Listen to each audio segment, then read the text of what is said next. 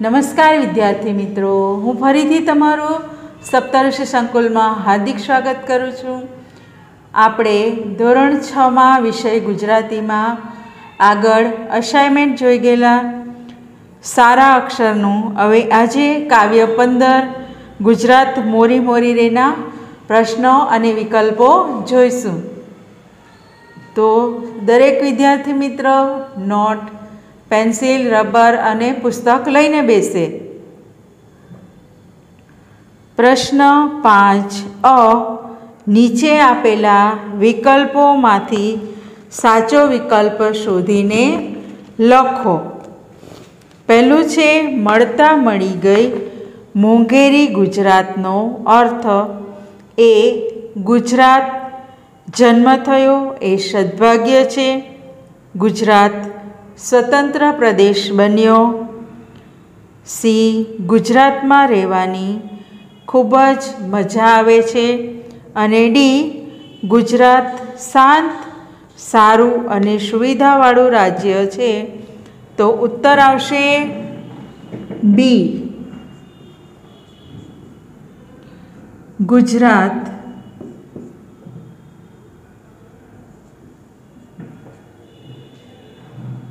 સ્વતંત્ર પ્રદેશ બન્યો.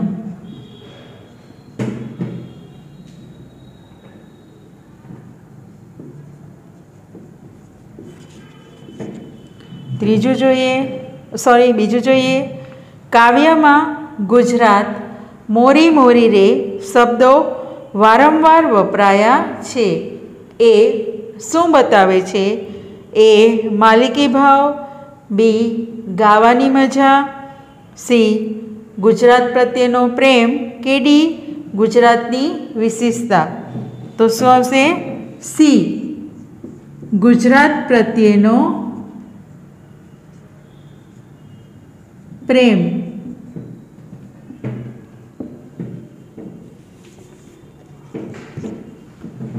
ત્રીજું જોઈએ. મરદાનીથી ભરેલા સોણલા કોણ સંભળાવે છે?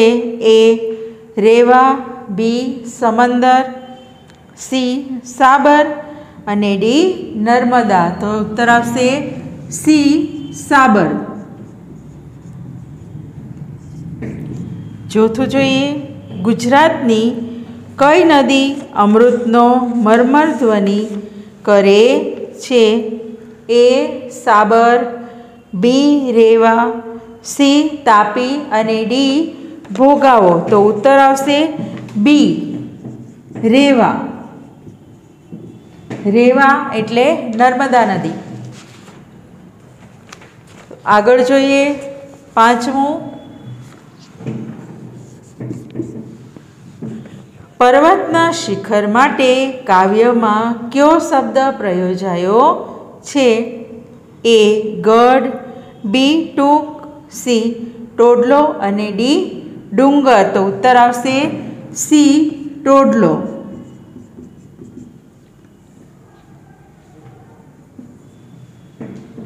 છઠ્ઠું જોઈશું. મહાકાળી માતાનું મંદિર કયા પર્વત પર આવેલું છે? એ પાવાગઢ, બી ઈડરિયોગઢ, સી શેત્રુંજય કે ડી ગિરનાર. તો ઉત્તર આવશે એ પાવાગઢ.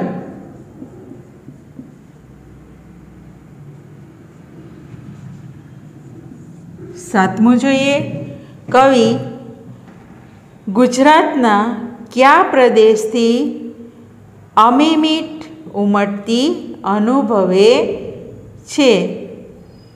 એ ચોરવાડની, બી સૌરાષ્ટ્રની, સી કચ્છની કે ડી ચરોતરની. તો ઉત્તર આવશે ડી ચરોતરની.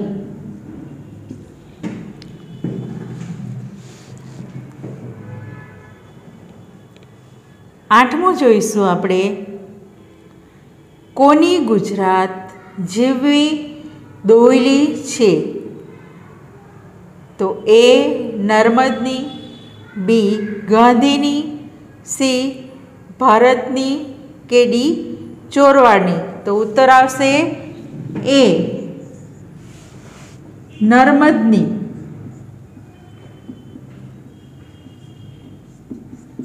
નવમું જોઈએ, કોની ગુજરાત જીરવવી કપરી છે?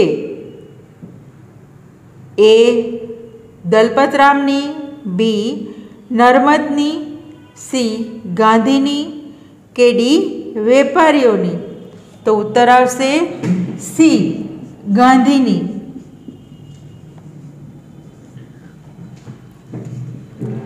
દસમું, ગુજરાત મોરી મોરી રે કાવ્યના કવિનું નામ જણાવો.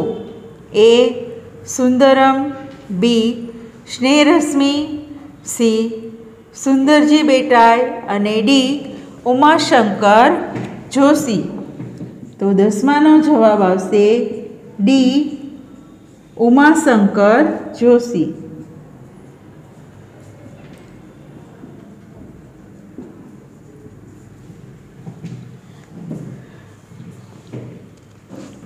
તો હવે આપણે આગળ જોઈએ. પ્રશ્ન 5નો અ જોયો. બ, નીચેના પ્રશ્નના ઉત્તર એક એક વાક્યમાં લખો.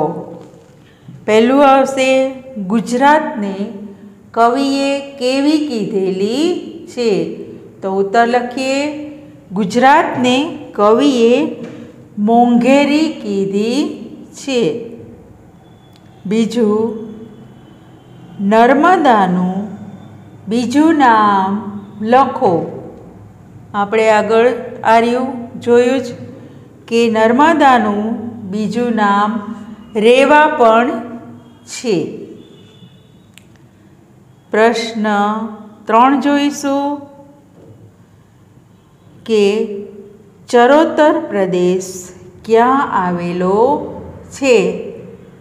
તો લખો, ચરોતર પ્રદેશ મહી અને સાબર નદીઓ વચ્ચે આવેલો છે. ચરોતરમાં 104 ગામ આવેલા છે. ચોથું લખીએ, સારસની જોડી ક્યાં સહેલ કરે છે? ઉત્તર, સાહસની જોડી જલાશયના કિનારે સહેલ કરે છે. પાંચમું, નર્મદના સમયે ગુજરાતની સ્થિતિ કેવી હતી? તો લખો, નર્મદના સમયે ગુજરાતની સામાજિક સ્થિતિ સારી નહોતી અને ગુજરાતનું જીવન દોહલ્યું હતું. હવે આપણે પ્રશ્ન ક જોઈશું. નીચેના પ્રશ્નના ઉત્તર 2-3 વાક્યમાં લખો. તો પહેલું છે, કાવ્યમાં ગુજરાતના કયા કયા પ્રદેશોનો ઉલ્લેખ કર્યો છે? એ પ્રદેશો શા માટે જાણીતા છે? તો ઉત્તર લખશું, કાવ્યમાં ગુજરાતના ચરોતર અને ચોરવાડ પ્રદેશનો ઉલ્લેખ કરેલો છે.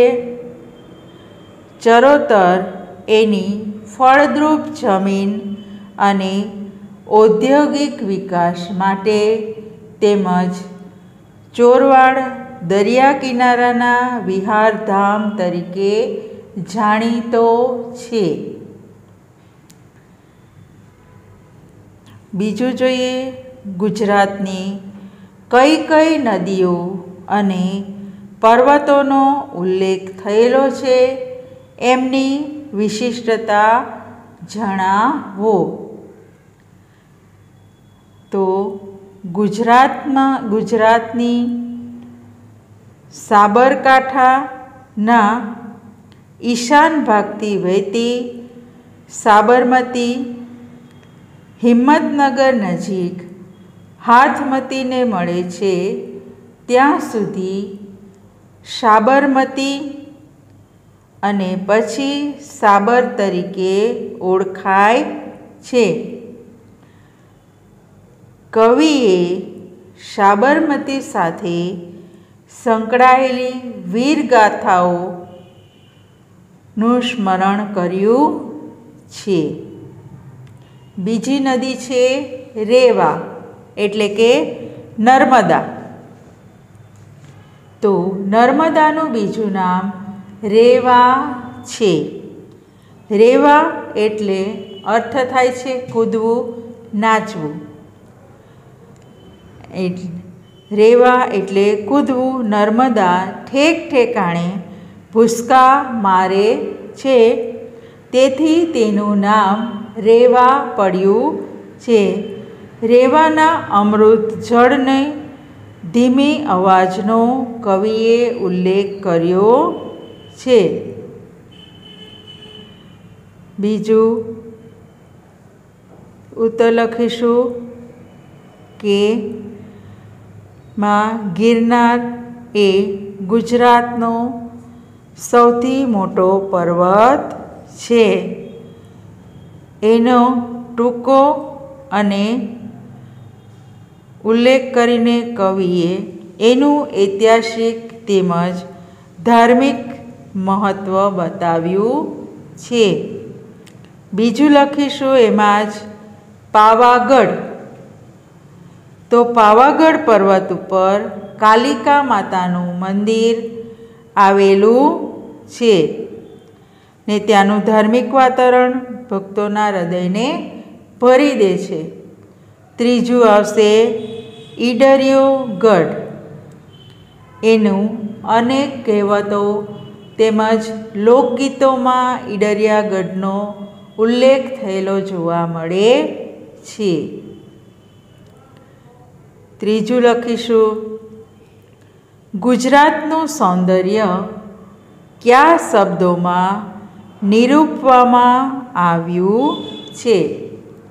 તો ઉત્તર લખીએ ગુજરાતનું સૌંદર્ય આ શબ્દોમાં દ્વારા નિરૂપવામાં આવ્યું છે. સાબરના મરદાની સોણલા, રેવાના અમૃત, સમંદરના મોતીની છોડો અને ગિરનારી ટૂંકો અને ઈડરિયો ગઢ, પાવાગઢ, ચોરવાડ અને ચરોતર, કોયલ અને મોરના ટહુકા તેમજ નમણી પનિહારીઓના અંબોલા તેમજ સારસની જોડીનું પ્રતીક વગેરેનું નિરૂપણ કરવામાં આવ્યું છે. કાવ્યમાં જે પક્ષીઓનો ઉલ્લેખ થયેલો છે એમની વિશિષ્ટતા જણાવો.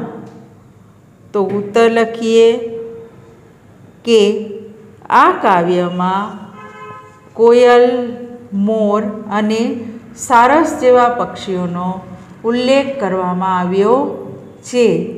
કોયલ મધુર અવાજે ગીતો ગાય છે.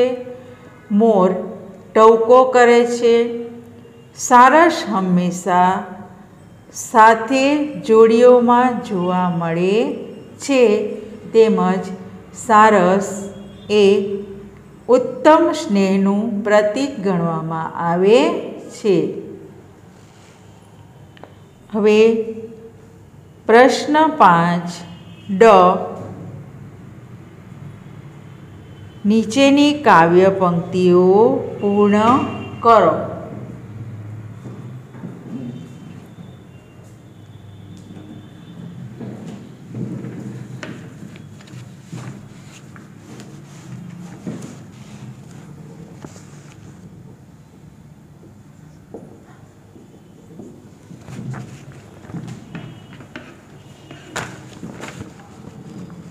સાબરના મરદાની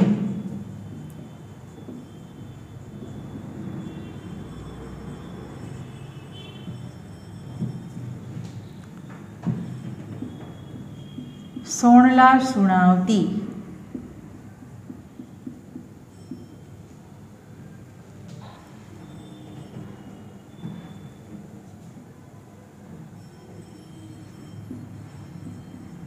રેવાના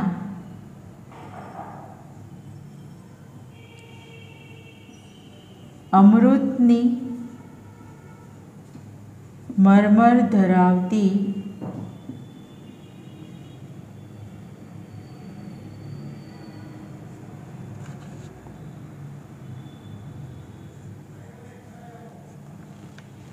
સમંદરના મોતીની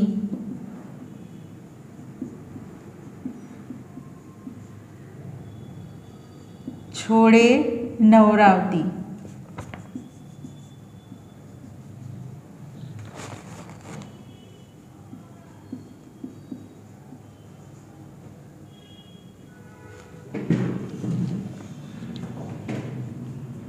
હવે આપણે અને છેલ્લો પ્રશ્ન જોઈએ. નીચેની કાવ્ય પંક્તિઓ સમજાવો. ગિરનારી ટૂંકો ને ગઢરે ઈડરિયો, પાવાને ટોડલેમાં કાળી મૈયા, ડગલે ને ડુંગરે ભર દેતી હૈયા, ગુજરાત મોરી મોરી રે.